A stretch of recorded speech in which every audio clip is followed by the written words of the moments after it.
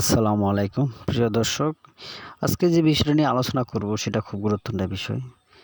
আমরা যারা ইউরোপ ভ্রমণ বা ইউরোপ যেতে ইচ্ছুক, আমরা অনেকে অনেক কিছু ভুল করে থাকি, যে ভুলের কারণে আমরা অনেকে অনেক জায়গা থেকে প্রতারিত হই।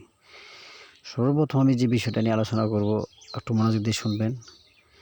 আপনারা দেখবেন মানে অনেকে আমরা শুনি যে অমুকে ৩ মাসে চলে গেছে, অমুকে ২ মাসে চলে গেছে, অমুকে ৬ মাসে চলে গেছে। হ্যাঁ, এই জিনিসটা সত্য। কিন্তু সবার ক্ষেত্রে না।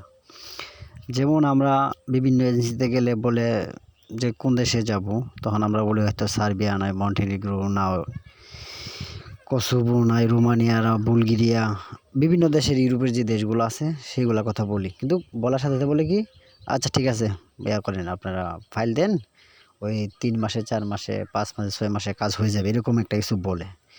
কিন্তু দেখেন আসলে ইউরোপের বিষয়টা কি জানেন? যদি আপনার প্রপারলি একটা কোম্পানিতে সব কিছু সাবমিট করা হয়, যে টাইম তারা দিবে হয়তো এই টাইমে কাজ হবে, না হয় এর আগেই কি রিজেক্ট হয়ে যাবে। কিন্তু ওই যে ৮ মাস ১০ মাস ১১ মাস এভাবে ঝুলে থাকবো বা ১ বছর ১.৫ বছর, এটা হলো সম্পূর্ণ ভুল ধারণা। যেমন মনে করেন আমরা বিভিন্ন এজেন্সিতে গেলে এজেন্সিরা বলে কি যে আচ্ছা ফাইল দেন, আমরা কাজ ৩ মাসে করে দেব। কিন্তু অনেক অনেক এরকম এজেন্সি আছে, যেমন নয়াপল্টন, উত্তরা, বিভিন্ন জায়গায় যে এজেন্সিগুলো আছে, তারা কি করে আপনার ফাইল নিয়ে আসার একটা কোম্পানি থেকে তারা ১৮০টা ৯০টা ৫০টার মতো পারমিট তারা লয়ার দেখে বাইর করে। এই জিনিসটা যারা করে না, তাগরই সমস্যাটা বেশি হয়।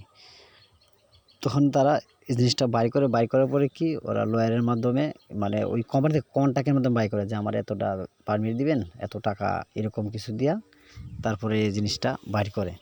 তো যারা অ্যাকচুয়ালি ইউরোপে কোম্পানিগুলো আমাদের বিভিন্ন এশিয়া কান্ট্রি থেকে, যেমন ইন্ডিয়া, বাংলাদেশ, নেপাল, ভুটান, যারা এইসব কান্ট্রি থেকে মানে শ্রমিক হায়ার করতে চায়, তারা দেখবেন আপনার ১০ জন বা ৫ জন বা ২০ জন সর্বোচ্চ এরকম নেয়, কিন্তু এর বেশি তারা নেয় না। ওই যারা আপনার ১০ জন ৫ জন যে এজেন্সিতে নেয়, ওই তাগর কাজটাই তাড়াতাড়ি হয়। আপনারা বলতে পারেন কেমনে?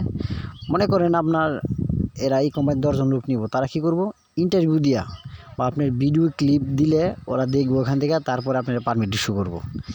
আর তারপরে গিয়ে আপনার দেখা গেছে ওরা বলবো যে আপনার ফাইল দেন বা আপনার টাকা দেন। আর আমরা বিভিন্ন এজেন্সিতে গেলে বলে কি যে ভাই যে আপনার এই ফাইল দেন, পাসপোর্ট দেন, পুলিশ কিনে দেন, আমরা কাজ করে দিব। কিন্তু তারা আসলে এই লোকগুলো আমাদেরকে ওরা চায় না, কিন্তু এজেন্সিটাগুলো কি টাকা দিয়ে ওরা পারমিট কিনে আনার চেষ্টা করে ভিসা করার জন্য। আর জেনুইনলি যারা আপনার ওই বিভিন্ন দেশ থেকে শ্রমিক হায়ার করে, তাদের ২০ জন ৩০ জন ৫ জন ৬ জন এরকম আমি বহুত দেখছি, যারা ইন্টারভিউ ফেস করে, ডেলিগেট ফেস করে গেছে, তাগরটা হয়ে গেছে। যেমন আমার পরিচিত এমন অনেকে আছে যে ইন্টারভিউ দিয়ে ফেস করে গেছে, তারা ৩ মাসে ৪ মাসে চলে গেছে সার্বিয়া, কসোভো বা রোমানিয়া, আপনি যাই কোন।